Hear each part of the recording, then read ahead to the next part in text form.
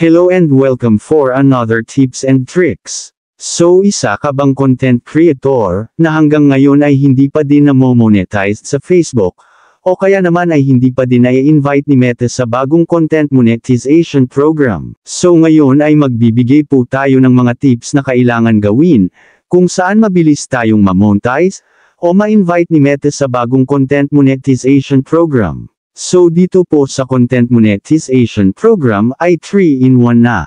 Pinagsama-sama na dito ang ads on Reels, in-stream ads, at bonus program. Dahil simula ngayong August 31, 2025, ay mawawala na ang tatlong tool na ito. Ang ads on Reels, in-stream ads, at bonus program dahil ipapalit na dito ang content monetization program. Dito nga pala sa content monetization program ay wala ng certain requirements para tayo ay ma-invite. Hindi kagaya sa in-stream ads na meron certain requirements na maabot upang ma-unlock, at kapag na-unlock na sa in-stream ads, ay automatic na ma-invite na kayo sa ads on Reels. Dito po kasi sa content monetization program, ay through invitation lang po siya.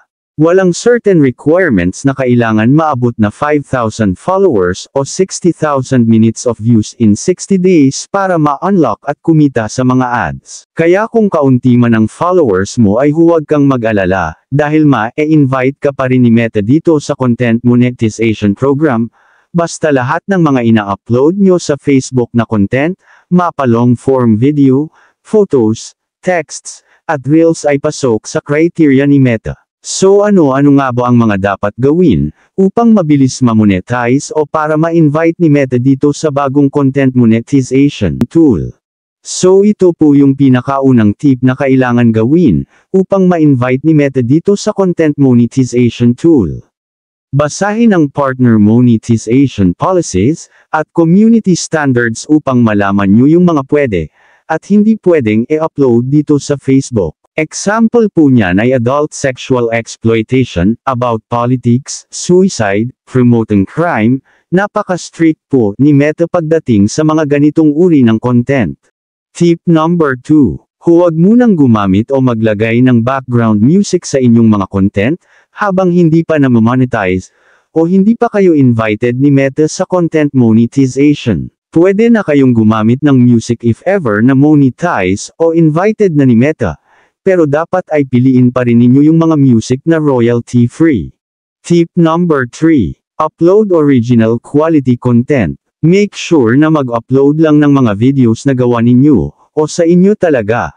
Huwag na po tayong gumaya sa iba na kumukuha ng video sa iba tapos ina-upload sa kanilang FB page or profile. Delikado po yan, dahil once na ma-detect yan ni Meta, ay magkakaroon kayo ng violation na limited originality content, o unoriginal content which is matagal din po mawala yan. Minsan umaabot ng ilang buwan, minsan ay taon, sayang naman, lalo na kung monetize ka na at sumasahod ka na kay Facebook. Tips number 4. Dapat ay consistent sa pag-post o pag-upload ng content. Mag-post ng long-form video, reels, FB stories, photos at text. Tips number 5. Remove watermarks from third parties. Dapat kung mag-post o mag-upload ng video ay walang watermarks. For example, nag-edit kayo ng video nyo sa CapCut, dapat wala po siyang watermark. At kung kukuha kayo ng inyong video sa TikTok, dapat alisin o e-blurred nyo po ang watermarks, bago e-post o e-upload. Tips number 6. Huwag i-upload sa Reels ang image o photos, ang Reels ay para lang po sa short-form videos, at hindi para sa image o photos, at dapat ito ay naka-portrait o 9:16 ang aspect ratio. Tips number 7. Mag-set lagi ng interest sa mga tools na hindi pa kayo eligible, o hindi nyo pa na-unlock. For example, hindi pa kayo eligible sa ads on Reels, bonuses, at in-stream ads, mag-submit po kayo lagi dyan ng interest. Tips number 8. Iwasan yung pag-shoutout ng followers. Gaya nung sinasuggest ni Meta, lalo na yung mga nagsisend sa inyo ng stars, dahil meron na din po nagkaroon ng violation dahil dyan. So iwasan din po natin ito. Hindi po lahat ng sinasuggest ni Meta ay kailangan nating sundin, dahil nga merong sariling policy ang monetization, na dapat nating sundin, compare sa mga hindi pa naka-turn on ang kanilang professional mode. Tips number 9. Huwag mag-upload ng parehong video o duplicate video sa inyong long-form video at Reels video dahil pwede pa rin kayong magkaroon ng violation. Kahit sabihin na, sa inyo o sariling video nyo po iyang ina-upload ninyo. Marami po ang nakikita natin na ganyan ang ginagawa. Kaya siguro minsan nagtataka kayo, bakit matagal kayong ma-invite ni Meta sa content monetization? Dahil isa po yan sa mga dahilan kapag ina-upload nyo yung same video sa profile nyo at sa inyong FB page, ay maari pa rin kayo magkaroon ng unoriginal content na violation. At kapag nag-upload ng long-form video dapat ay naka-desktop, o 16:9 ang aspect ratio, at kung Reels video naman, dapat ay naka-portrait, o 9:16 ang aspect ratio, at piliin din natin yung 1080 pixel na resolution, upang malinaw ang mga video na ina-upload natin. Tips number 10. Iwasang matag ng mga friends or mga tropa. So isa po ito sa mga dahilan kung bakit nare-restrict ang ating mga FB page, o account kahit wala naman tayong pinost, o ina-upload na video na against sa community standards, at content monetization policies. So marami na din po ang nagkaroon ng mga ganitong cases, dahil natag sila ng friend nila ng video na against sa community standards, at content monetization policy ni Meta. So paano nga ba maiwasang matag sa ating FB profile? E-open ang Facebook. Then i-click yung three horizontal sa upper left corner.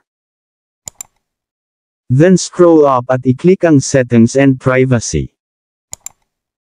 Then i-click ang Settings.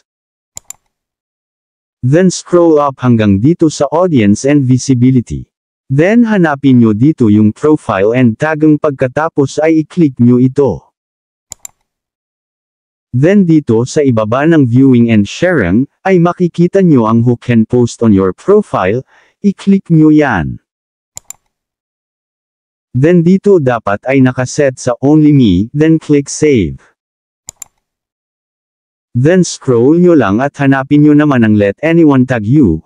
So dapat ay nakatoggle off ito upang hindi ka matag ng friends mo sa FB, or ng kahit sino.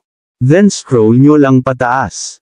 At makikita nyo ang review tags people add to your posts, before the tag appears on Facebook. Dapat ay nakatoggle on ito, upang ma-review nyo muna yung tags bago lumabas sa Facebook.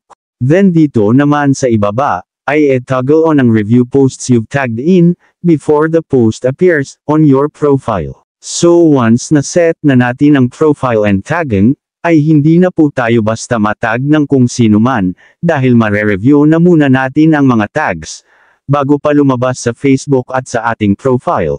So sa ganitong paraan ay maiwasan nating na ma-restrict, at magkaroon ng violation, nang sa ganun ay mas malaki ang chance na ma-invite tayo ni Meta, sa content monetization. So sana ay ma-monetize at ma-invite na rin kayo ni Meta, sa content monetization. God bless and happy earnings po sa inyong lahat. So ayan, sana po ay nagustuhan nyo ang video natin ngayon, at maraming salamat po sa mga nag-subscribe, at kung bago ka palang napadaan sa channel na ito, at gusto mo ng mga ganitong video, ay huwag po sana kalimutang mag-like, subscribe, at pindutin ang notification bell button, upang updated po kayo once na mag-upload ako ng bagong video. So thank you for watching, and God bless po sa lahat.